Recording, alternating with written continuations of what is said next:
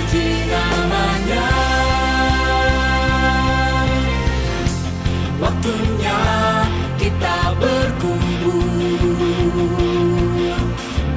waktunya kita bersatu. Janganlah engkau ragu untuk memuji namanya. Dan ku bersorak karena engkau hebat, karena engkau kuat, kau Tuhanku. Dan ku melompat karena engkau dahsyat, engkau selalu ada di setiap jalanku.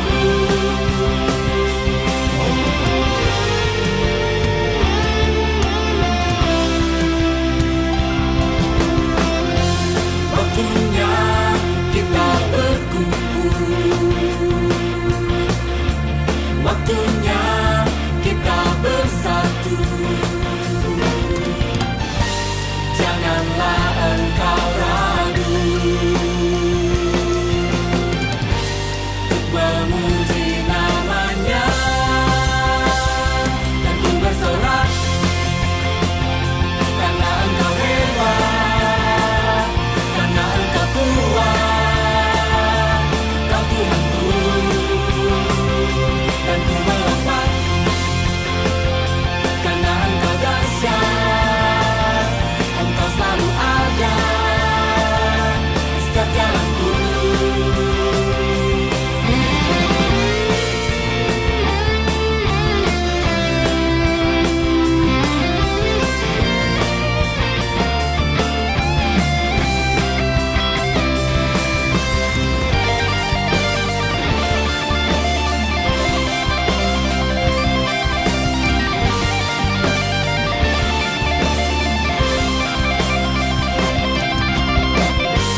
Janganlah engkau ragu untuk memuji namanya. Dan ku bersorak karena engkau hebat, karena engkau kuat, kau Tuhanku. Dan ku melompat karena engkau dahsyat, engkau selalu ada di setiap jalanku. Dan ku bersorak karena engkau hebat, karena engkau kuat, kau Tuhanku. Dan ku melompat karena engkau dahsyat, engkau selalu ada di setiap jalanku, di setiap jalanku,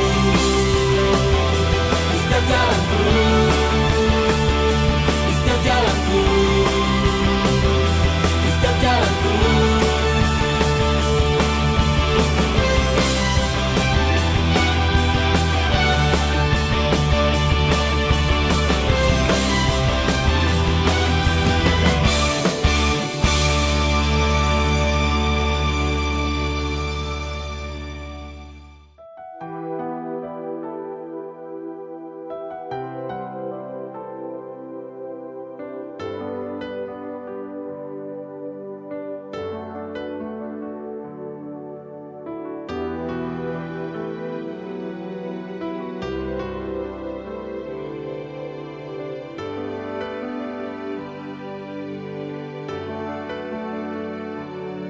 Satu hal yang ku rindu, satu hal yang ku nantikan,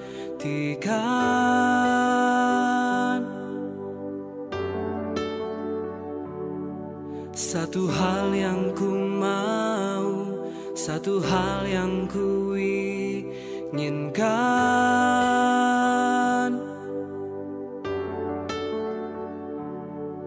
Dekat denganmu, dekat dengan tempatmu berdiam.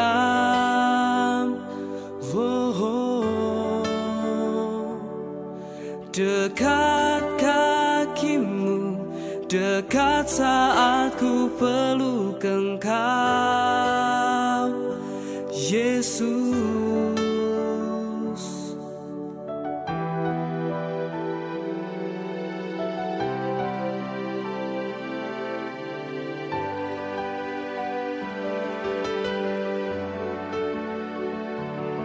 Satu hal yang ku rindu, satu hal yang ku nantikan,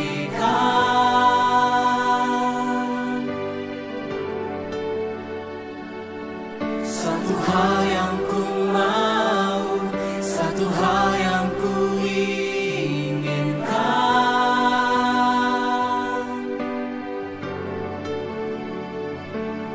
Dekat denganmu, dekat dengan tempatmu berdiam.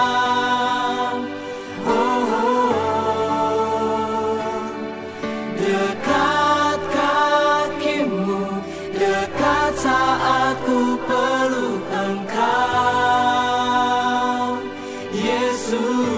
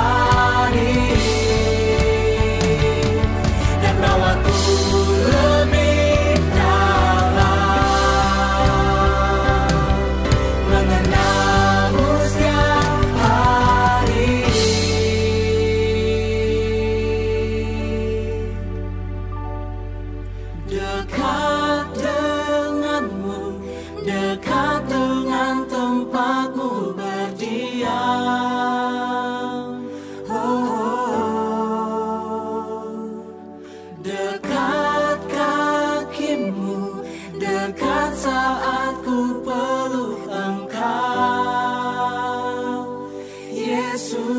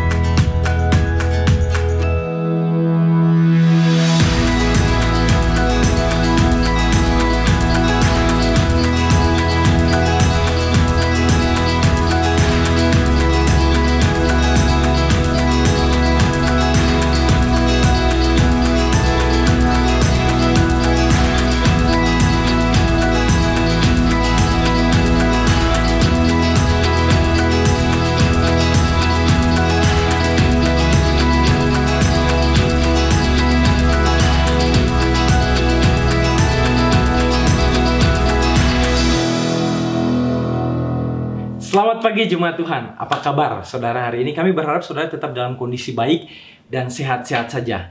Oke, pagi hari ini kita akan mengadakan ibadah online kita yang keempat kali. Kami berharap bahwa hal ini tidak mengurangi sukacita dan semangat saudara untuk bisa tetap menikmati pujian, penyembahan, dan firman Tuhan lewat jalur online. Pagi hari ini kami mau mendorong saudara untuk tetap kita mau sama-sama satukan hati kita dan kita sepakat bahwa hari ini kita akan bisa menerima banyak hal dari Tuhan lewat pujian, penyembahan maupun firman Tuhan yang akan kita nikmati pagi hari ini. So, tetap keep spirit, tetap jaga semangat kita untuk kita tetap bisa meninggikan Tuhan dan Raja kita. Selamat menikmati ibadah kita pagi hari ini. Dan come on, sebelum kita mulai ibadah kita sama-sama satukan hati kita untuk berdoa. Tuhan, thank you buat pagi hari ini. Kami bersyukur bahwa kami bisa menikmati waktu ini satu hari lagi Tuhan bersama dengan Engkau. Sekarang kami akan beribadah Tuhan. Kami berdoa Roh-Mu yang kudus, hadirat-Mu melingkupi setiap kami, keluarga demi keluarga, rumah demi rumah, kosan demi kosan Tuhan, sehingga kami bisa merasakan Tuhan hadirat-Mu dengan kuat dalam hidup kami. Setiap firman yang akan kami dengar juga Tuhan, kami berdoa sungguh-sungguh Engkau nyatakan Tuhan dengan lebih dalam Tuhan dalam hidup kami, betapa Engkau mengasihi kami lewat apa yang akan dibagikan nanti Tuhan. Terima kasih, segala kemuliaan, penghormatan kami kembalikan hanya bagi Engkau di dalam nama Yesus Kristus. Kami berdoa dan kami memulai ibadah kami Tuhan dengan sukacita karena kami mau merayakan Engkau. Dalam nama Yesus kami berdoa. Amin. Selamat menikmati.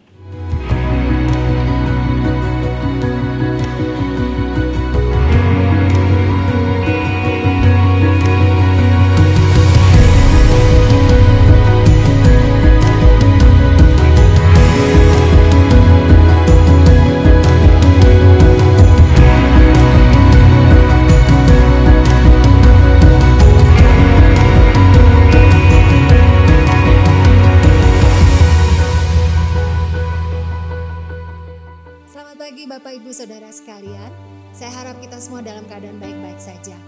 Hari ini kita memperingati hari Paskah, kebangkitan Tuhan Yesus, kemenangan Dia dari maut. Dia mati di kayu salib untuk mengampuni dosa kita semua, supaya kita hidup dalam kemenangan. Mari Bapak Ibu Saudara sekalian, kita mengucap syukur dan bersuka cita hari ini. Kita merayakan kemenangan Tuhan Yesus dengan sukacita. Amin. Mari saudara.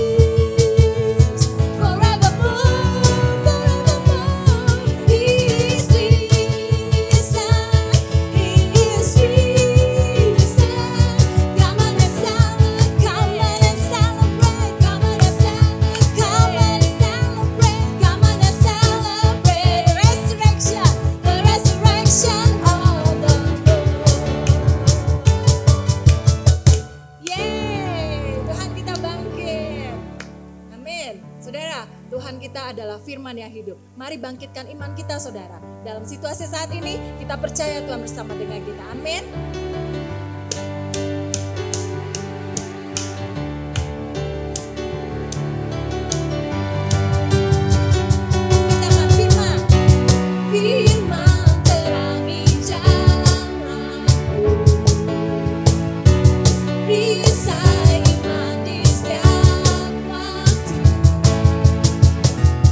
Lindungiku dari segala, tak pernah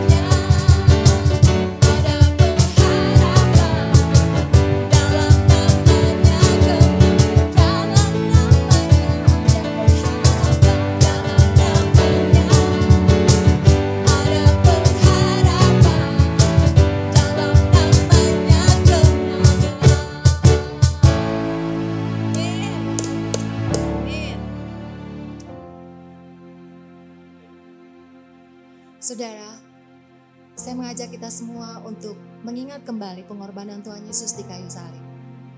Dia rela mati di kayu salib untuk mengampuni dosa-dosa kita, orang-orang yang sangat Dia kasihi.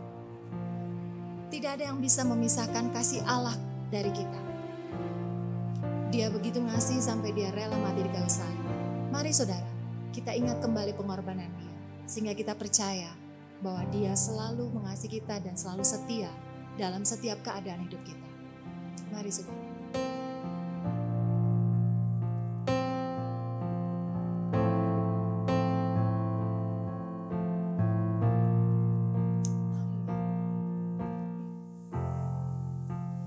Thank you for the cross, Lord.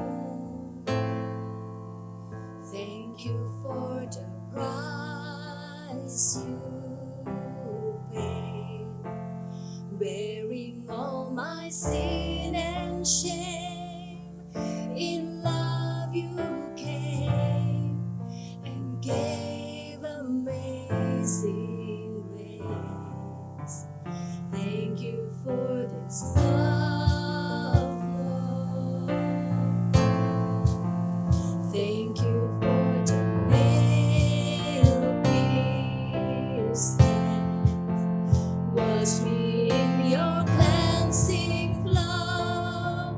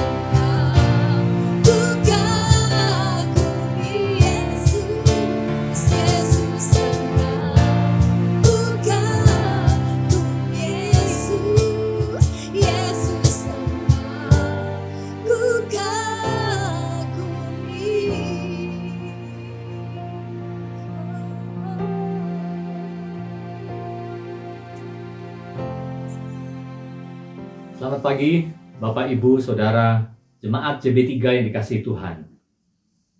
Saat ini kita sedang merayakan, memperingati Paskah. Dan tentu saja kesempatan ini sungguh unik, karena ini sangat berbeda. Bisa jadi ini pertama kali kita pada hari Minggu berkumpul, merayakan Paskah bukan di gedung gereja, tetapi di rumah kita masing-masing. Tetapi saya percaya bahwa di dalam keadaan ini pun Tuhan akan bekerja di dalam hati kita, dalam pikiran kita, sehingga kita tetap mendapat pesan, mendapat kekuatan dalam kita mengingat peristiwa yang sangat penting yang Yesus menyuruh kita semua untuk merayakannya, memperingatinya.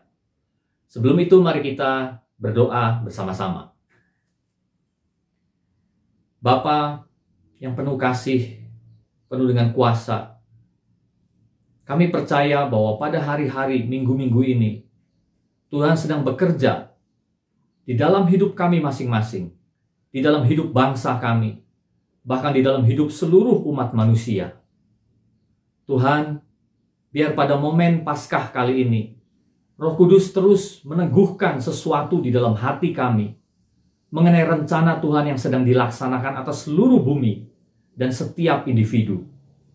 Kami percaya Tuhan menghibur, menguatkan kami demi satu tujuan yang sudah Tuhan rancang bagi kami. Biar kami merasakan dan menerima kekuatan dan penghiburan dari Engkau, Tuhan, untuk kami tetap meneruskan perjalanan kami melewati apapun yang sedang terjadi saat ini, dan tangan Tuhan yang perkasa itu tetap menuntun kami sampai pada akhirnya. Di dalam nama Tuhan Yesus kami berdoa. Amin. Saudara, Bapak, Ibu, saya ingin mengajak kita semua merenungkan dari kitab Lukas pasal yang ke-24. Di situ dicatat seperti apakah Paskah yang pertama kali di dalam Perjanjian Baru. Ya. Kalau kita melihat mulai dari ayat-ayat pertama di pasal 24 kitab Lukas, kita melihat bahwa suasana pada pagi hari itu sebenarnya adalah suasana yang muram, saudara. Ya, suasana yang serba bingung bagi murid-murid. Karena mereka menghadapi satu masa depan yang tidak jelas. Ya. Jadi kalau kita lihat mulai dari ayat-ayat pertama, dicatat bahwa pada pagi-pagi benar, ya pada hari pertama minggu itu, dicatat ada 3 wanita yang berinisiatif untuk pergi ke kubur Yesus. Mereka adalah Maria Magdalena, kemudian Yohana, dan Maria ibu Yakobus. Jadi mereka pergi pagi-pagi buta itu ke kubur sambil membawa rempah-rempah. Mereka bermaksud untuk merawat mayat Yesus. Itu adalah sesuatu yang wajar menurut tradisi orang-orang Yahudi. Nah, tetapi apa yang terjadi sesampainya mereka di kubur itu? Mereka melihat bahwa batu penutup kubur itu sudah terguling. Nah, kemudian waktu mereka masuk, mereka mendapati bahwa mayat Yesus sudah tidak ada. Nah, lalu tiba-tiba muncul 2 orang dengan pakaian yang berkilau-kilauan dan berkata, "Mengapa kamu mencari Dia yang hidup di antara orang mati? Ia telah bangkit. Ingat apa yang dikatakannya, Anak manusia harus diserahkan ke tangan orang-orang berdosa, disalibkan, bangkit pada hari ketiga." Nah, kemudian wanita-wanita ini pulang dan mereka bercerita kepada 11 murid yang lain. Tetapi dicatat bahwa 11 murid yang lain tidak percaya dan menganggapnya sebagai omong kosong. Nah, kemudian Petrus berinisiatif untuk pergi juga memeriksa ke kubur itu, dan di situ Petrus hanya menemukan kain kafan. Jadi Petrus segera pulang, dan dia bertanya-tanya di dalam hatinya apa yang terjadi. Nah, kemudian masuk ke ayat 13, diceritakan mengenai 2 orang murid yang sedang berjalan dari Yerusalem menuju satu kampung yang bernama Emmaus. Ya, jadi pada hari itu 2 murid ini berjalan, yang menyusuri perjalanan yang jauhnya kira-kira 7 mil, ya, kurang lebih 10, sekian kilometer, sambil mereka bercakap-cakap dan bertukar pikiran. Ini masih suasana yang muram, saudara. Nah, kemudian pada waktu itu dicatat bahwa Yesus muncul dan bergabung di dalam mereka di dalam perjalanan itu. Tetapi ada sesuatu yang menutupi mata mereka, sehingga dua orang murid ini tidak bisa mengenal Yesus. Nah, kemudian Yesus bertanya, "Apa yang kamu percakapkan?" Dan dengan muka muram, mereka menjawab, "Adakah engkau satu-satunya orang asing di Yerusalem yang tidak tahu apa yang terjadi di situ pada hari-hari belakangan ini?" Saudara, ini adalah pertanyaan yang sangat unik, ya, sangat aneh sebenarnya.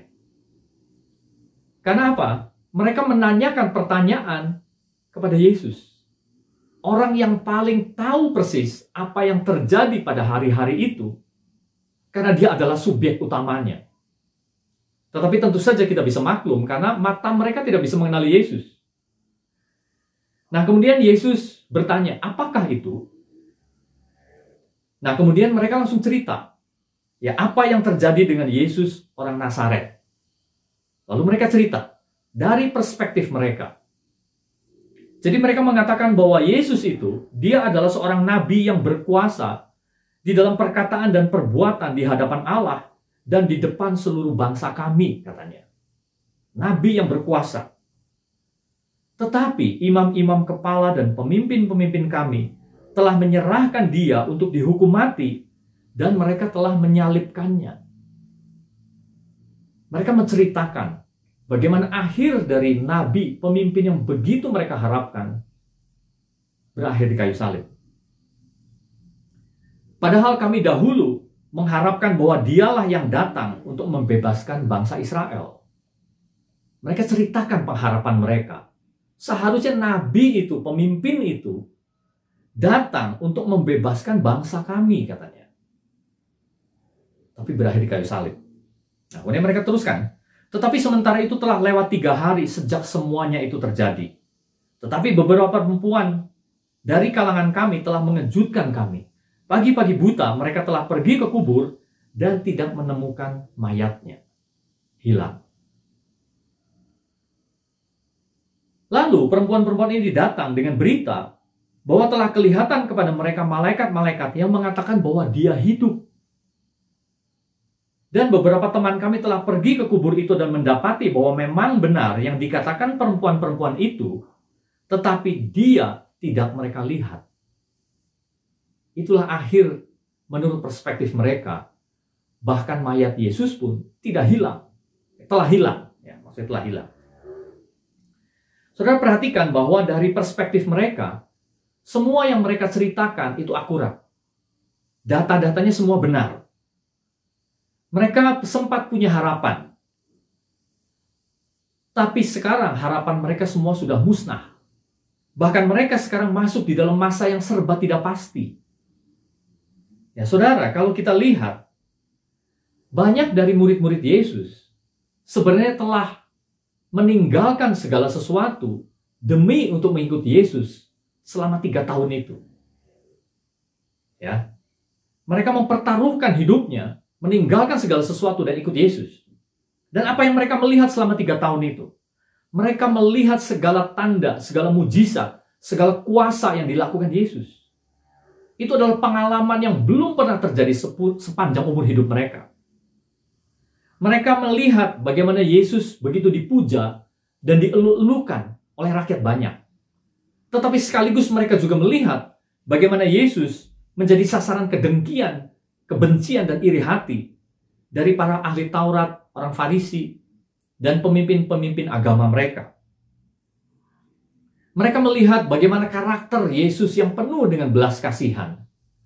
Bagaimana Yesus menolong, bagaimana Yesus menyembuhkan, bagaimana Yesus mengampuni, bagaimana Yesus menerima orang kusta, orang pendosa, dan segala orang yang malang. Jadi dengan kata lain, mereka melihat bahwa Yesus adalah seorang pemimpin yang sangat berkuasa, mempunyai karakter yang sempurna, dan sangat layak untuk menjadi raja mereka. Tetapi pada hari-hari itu sungguh hati mereka begitu tertekan, mereka cemas, mereka bingung, mereka gelisah karena ending seorang pemimpin yang seperti itu. Yesus yang mereka harapkan itu sudah mati, disalib. Bahkan mayatnya pun tidak jelas ada di mana. Jadi apa yang mereka ceritakan itu benar dari sudut pandang manusia, saudara. Nah, tetapi kemudian selanjutnya dicatat bahwa Yesus berkata, ayat 25, "Hai kamu orang bodoh, betapa lambannya hatimu, sehingga kamu tidak percaya segala sesuatu yang telah dikatakan para nabi. Bukankah Mesias harus menderita semuanya itu untuk masuk ke dalam kemuliaannya?" Lalu ia menjelaskan kepada mereka apa yang tertulis tentang dia dalam seluruh kitab suci, mulai dari kitab-kitab Musa dan segala kitab nabi-nabi. Saudara, saya ingin kita memperhatikan apa yang unik di sini. Sebenarnya Yesus bisa saja langsung membuat mereka melihat, membukakan mata mereka, menyingkirkan penghalang apapun, sehingga mereka bisa langsung mengenali Yesus. Sebenarnya Yesus bisa langsung menunjukkan bekas paku di tangannya, lubang di lambungnya, tunjukkan kepada mereka. Dan pasti respon mereka itu sama seperti Thomas. Ya, dicatat di bagian lain Injil, pada waktu Yesus memperlihatkan bekas paku dan bekas luka di lambungnya, Thomas langsung tersungkur dan berkata, "Ya Tuhanku dan Allahku." Masalah selesai, saudara. Tapi apa yang Yesus lakukan? Yesus tetap membuat mereka tidak mengenali dia. Sebaliknya, Yesus menunjukkan semua yang tertulis di dalam Alkitab. Tentu saja Alkitabnya belum seperti kita sekarang. Dikatakan itu adalah kitab-kitab para nabi, kitab-kitab Musa, di mana di situ tertulis semua yang dicatat mengenai dirinya, mengenai Mesias yang akan datang itu. Dengan kata lain, diceritakan mengenai rencana Allah yang sesungguhnya. Jadi, saudara, bisa jadi Yesus mulai menceritakan kepada mereka mulai dari kitab Kejadian, Keluaran, Imamat, Bilangan, Ulangan. Dan saya yakin Yesus juga menceritakan pada mereka dari Yesaya mengenai hamba Tuhan yang menderita. Dari situlah Yesus menekankan mengenai rancangan Allah.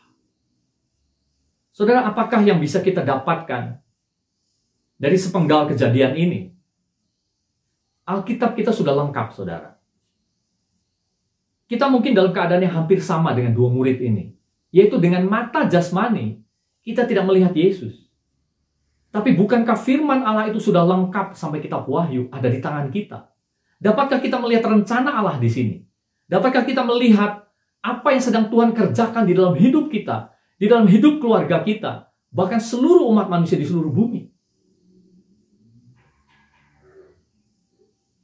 Saudara, kemudian dicatat, akhirnya dalam perjalanan mereka mendekati kampung dan sampai.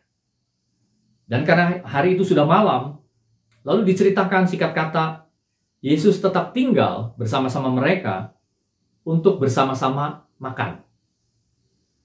Jadi pada waktu Yesus akhirnya duduk dan makan dengan mereka, dicatat di ayat ke-30, waktu ia duduk makan dengan mereka, ia mengambil roti, mengucap berkat, lalu memecah-mecahkannya dan memberikannya kepada mereka.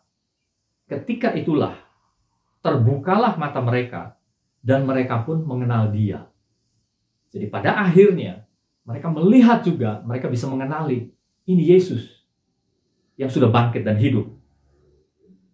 Tetapi ia lenyap dari tengah-tengah mereka. Justru di saat itu Yesus lenyap. Nah, lalu saudara, kita perhatikan di ayat ke-32. Ini adalah apa yang terjadi. Ya, setelah semua rangkaian peristiwa itu terjadi. Kata mereka, seorang kepada yang lain, "Bukankah hati kita berkobar-kobar ketika ia berbicara dengan kita di tengah jalan, dan ketika ia menerangkan kitab suci kepada kita?" Saudara, mereka langsung merasakan, justru pada waktu mata jasmani mereka belum mengenal Yesus, tetapi mereka mendengar semua yang diuraikan Yesus dari kitab suci, hati mereka berkobar-kobar, saudara. Ya. Saudara, Mengapa hati mereka bisa berkobar-kobar? Kita percaya bahwa itu karena Yesus memperlihatkan rancangan Allah yang berbeda dengan rancangan mereka. Ya. Mereka ada di dalam suasana yang muram, yang bingung. Mereka kehilangan pengharapan karena mereka melihat perspektif manusia mereka. Mereka melihat Yesus sebagai raja manusia yang membebaskan secara lahiriah bangsa Israel dari penindasan bangsa asing, bangsa Roma. Dan mereka melihat bahwa rancangan manusia mereka itu gagal. Tetapi pada waktu Yesus memperlihatkan satu rancangan yang berbeda, rancangan yang ada di atas mengenai Mesias, dicatat hati mereka berkobar-kobar. Saudara, apakah sebenarnya dimaksudkan dengan hati yang berkobar-kobar itu? Hati yang berkobar itu pasti sifatnya hangat, saudara, ya, menyala, bahkan menjadi panas gitu. Nah, kata berkobar ini adalah kata yang sama yang digunakan pada waktu Yesus mengajar tentang waspada dan berjaga-jaga. Itu ada di Lukas 12 ayat 35-36. Dikatakan begini, hendaklah pinggangmu tetap berikat dan pelitamu tetap menyala. Kata menyala ini adalah kata yang sama dengan berkobar. Hati yang berkobar diibaratkan sama seperti pelita yang menyala. Mengapa pelita menyala? Karena pelita ini dipakai untuk orang berjaga-jaga dan waspada. Dan hendaklah kamu sama seperti orang-orang yang menanti-nantikan tuannya yang pulang dari perkawinan, supaya jika ia datang dan mengetok pintu, segera dibuka pintu baginya. Saudara, hati yang berkobar-kobar artinya berjaga-jaga dan mengantisipasi apa yang sedang Tuhan kerjakan. Apa yang Tuhan akan kerjakan. Ini adalah hati yang fokusnya diarahkan lebih tinggi dan diarahkan kepada Tuhan. Bukan lagi berfokus di bawah, pada agenda manusia, pada keinginan hati, pada rancangan manusia, tetapi pada rancangannya Allah. Saudara, ini adalah waktunya kita untuk menyetel ulang fokus kita. Bahkan menyusun ulang prioritas kita. Apa sebenarnya? Marilah kita berurusan setiap dari kita dengan Allah. Tuhan, selama ini di manakah fokus hati saya? Apakah benar suasana hati yang bingung dan muram ini karena saya berfokus pada sesuatu yang salah yang ada di bawah ini? Mari saudara, saya dorong kita, geser fokus kita ke atas. Lihat kepada Allah. Dan mungkin walaupun kita belum paham seluruhnya, tapi mari kita bertanya dan mencari apa yang sedang Tuhan kerjakan atas dunia ini. Apa yang sedang Tuhan kerjakan atas saya, atas seluruh umat manusia. Tidak lagi berfokus pada diri sendiri, saudara. Lawan dari hati yang hangat adalah hati yang dingin. Hati yang berkobar-kobar, lawannya adalah hati yang dingin, hati yang keras, seperti batu. Tidak ada kehidupan dari batu, saudara. Tidak bisa melihat Allah. Kalaupun orang bisa melihat Allah atau percaya bahwa Allah ada, tetapi fokusnya tidak kepada Tuhan. Bisa jadi orang hanya memandang Allah di dalam agendanya manusia. Jadi orang percaya Allah ada hanya demi membantu melaksanakan agenda manusia. Saudara, seharusnya bukan itu yang terjadi saat ini. Janganlah kita memanfaatkan pemikiran-pemikiran yang salah bahwa kita sedang memanfaatkan Allah demi agenda kita. Kebalik, saudara. Di seluruh Alkitab selalu dicatat Allah lah yang memakai manusia untuk melakukan rencananya demi kemuliaan Allah sendiri. Jadi memang wajar kalau dua murid ini memandang Yesus sebagai raja dunia mereka supaya membebaskan bangsa mereka dari tekanan seperti itu. Mereka mungkin bernostalgia seperti hakim-hakim zaman dulu. Atau mungkin seperti Raja Daud, seperti Raja Salomo. Yang berperang, yang membawa kejayaan, ketentraman, kedamaian, kehebatan bagi bangsa mereka. Saudara, tentu saja ini hal yang tidak salah. Kita punya pengharapan di dunia ini seperti pengharapan mereka, tentu saja tidak salah, saudara. Tetapi satu hal yang saya ingin kita semua ingat, manusia diciptakan untuk melaksanakan agendanya Allah, bukan sebaliknya, saudara. Janganlah kita sekali-kali memperlakukan Allah untuk tetap melakukan agenda kita. Jadi, Roh Allah melalui firman-Nya, sama seperti pada waktu itu, Yesus menguraikan dari kitab-kitab suci, mencelikkan mata hati mereka, membuat hati mereka hidup dan berkobar-kobar. Bila pada saat-saat ini juga, Roh Allah melalui firman-Nya memberikan kehidupan kepada hati kita. Supaya apa, saudara? Supaya hati kita hangat, berkobar-kobar, dan fokus berjaga-jaga kepada apa yang Tuhan sedang kerjakan. Mari kita berdoa. Bapa, biar Engkau mengangkat penghalang apapun di dalam hidup, di dalam hati kami, mata kami. Kalau selama ini hati kami gelisah, Tuhan, mungkin karena kami hanya melihat apa yang ada di sekeliling kami di dunia ini. Kalau kami berusaha melihat ke depan, mungkin itu terbatas hanya sekian tahun, sekian belas tahun, mungkin pada akhir masa hidup kami di dunia ini. Tapi perlihatkanlah Tuhan dengan kuasa Roh Kudus, apa yang Kau taruh di depan kami sampai pada kekekalan. Sehingga kami punya kekuatan Tuhan untuk menjalani hidup kami di dunia ini saat ini. Roh Kudus menjadi penghibur, menjadi sumber kekuatan bagi hati kami. Sekaligus Roh Kudus juga menjadi tenaga, menjadi kuasa yang memampukan kami melewati segala apapun yang sekarang sedang kami hadapi. Supaya kami bersama-sama terus Tuhan, sampai pada masa depan itu yang sudah Kau kerjakan bagi kami. Biarlah Engkau menguatkan setiap jemaat-Mu tanpa kecuali, supaya kami tetap teguh di dalam masa ini Tuhan, memandang ke depan pada masa depan yang indah, kekekalan yang penuh kemuliaan bersama-sama dengan Engkau, di dalam nama Tuhan Yesus. Amin.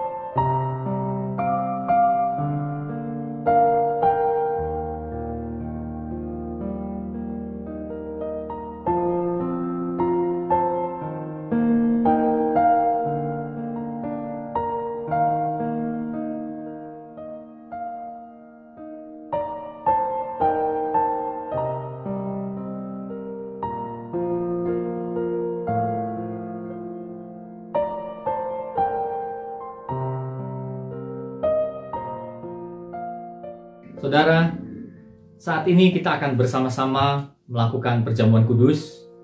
Saya harap bahwa kita semua sudah mempersiapkan roti dan anggur di rumah kita masing-masing. Dan Tuhan menyatukan kita bersama-sama di dalam satu roh, di dalam satu kebersamaan, walaupun kita terpisah oleh jarak dan tempat. Saya ingin mengingatkan kita semua, ini adalah satu hal yang Yesus perintahkan untuk kita lakukan, demi memperingati karyanya yang membuat kita ada pada hari ini, saudara, yaitu karya penebusannya. Pada waktu Yesus memberikan tubuhnya untuk dipecahkan dan darahnya untuk dicurahkan, dan itu semua demi menebus kita, membuat kita menjadi ciptaan yang baru, orang yang dibenarkan di hadapan Allah, dan mewarisi semua janji-janji Allah, termasuk masa depan sampai di kekekalan nanti. Ini adalah hal yang sangat berharga, yang sebenarnya tidak bisa kita bayangkan dengan pikiran manusia kita. Tapi marilah kita menerimanya dengan iman, dan hari ini kita bersama-sama memperingati peristiwa ini.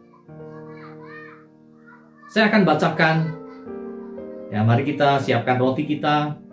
Saya akan bacakan dari 1 Korintus 11 ayat 23. Sebab apa yang telah kuteruskan kepadamu, telah aku terima dari Tuhan, yaitu bahwa Tuhan Yesus pada malam waktu Ia diserahkan mengambil roti, Dan sesudah itu ia mengucap syukur atasnya. Ia memecah-mecahkannya dan berkata, "Inilah tubuhku yang diserahkan bagi kamu. Perbuatlah ini menjadi peringatan akan aku." Apakah saudara percaya bahwa ini melambangkan tubuh Kristus yang dipecahkan bagi kita? Amin. Mari kita makan sama-sama.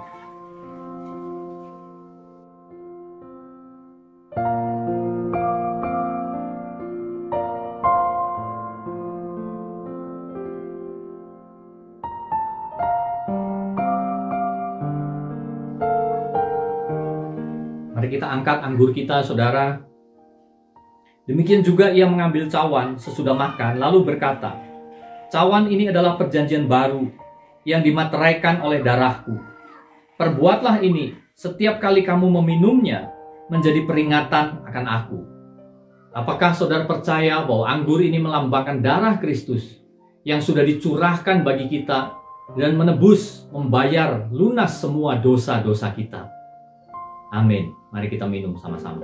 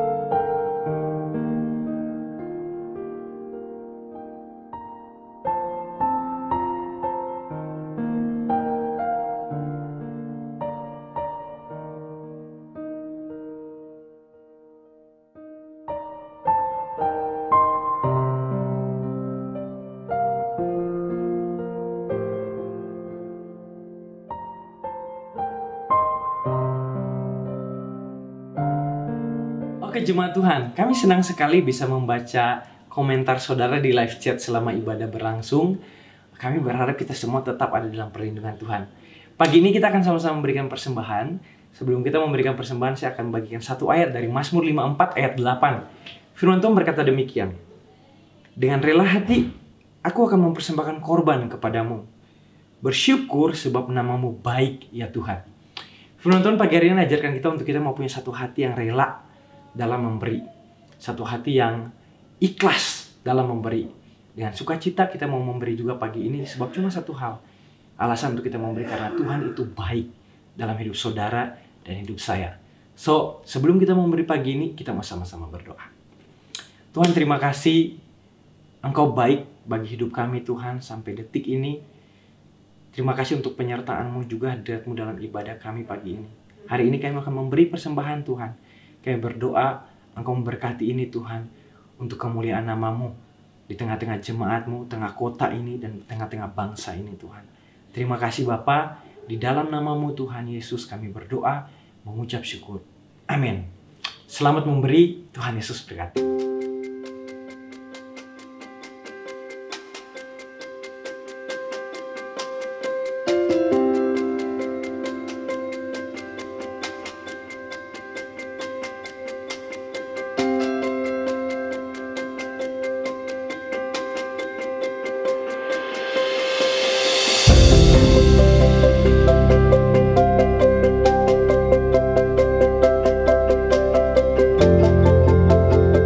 Shalom Bapak Ibu Saudara semua.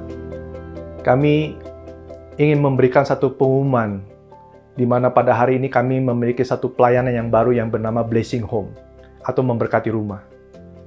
Melalui pelayanan ini, kami berharap bahwa kami bisa memberkati keluarga-keluarga maupun individu-individu yang mungkin hari-hari ini sedang mengalami kekurangan dalam hal makanan.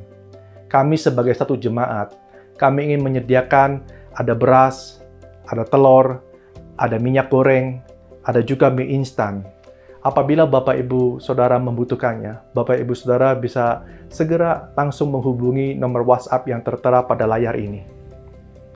Kami menghibau untuk setiap dari Bapak Ibu Saudara semua, tidak perlu sungkan, tidak perlu malu, karena kita semua adalah satu keluarga, yaitu keluarga Jemaat Berkat Bagi Bangsa. Seandainya Bapak Ibu bertanya, dari manakah perbekalan kami ini berasal? Perbekalan kami ini berasal dari setiap persembahan-persembahan dan juga perpuluhan-perpuluhan yang Bapak Ibu taburkan selama ini di dalam Jemaat Berkat Bagi Bangsa.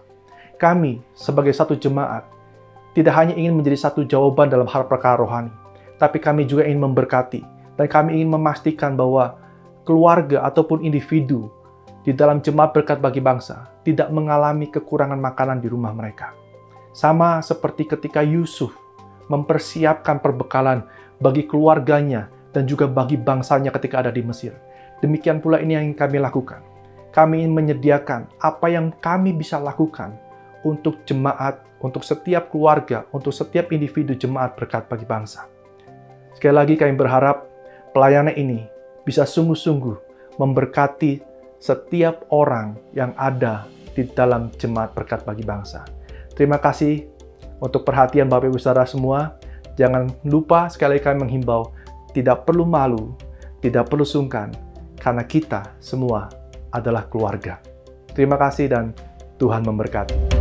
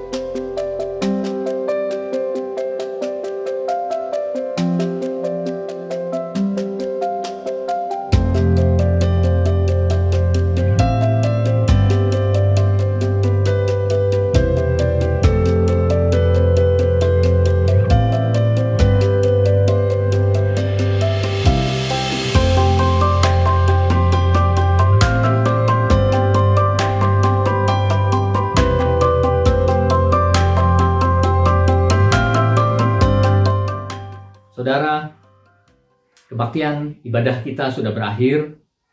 Mari saya ajak kita semua, dengan iman kita terima berkat dari Tuhan. Mari kita angkat tangan kita. Tuhan memberkati engkau dan melindungi engkau. Tuhan menyinari engkau dengan wajahnya dan memberi engkau kasih karunia. Tuhan menghadapkan wajahnya kepadamu dan memberi engkau damai sejahtera. Biarlah kita semua tetap berada, tetap tinggal di dalam kasih Allah Bapa yang sudah dinyatakan di dalam anaknya Yesus Kristus dan di dalam persekutuan dengan Roh Kudus dari sekarang sampai selama-lamanya. Amin.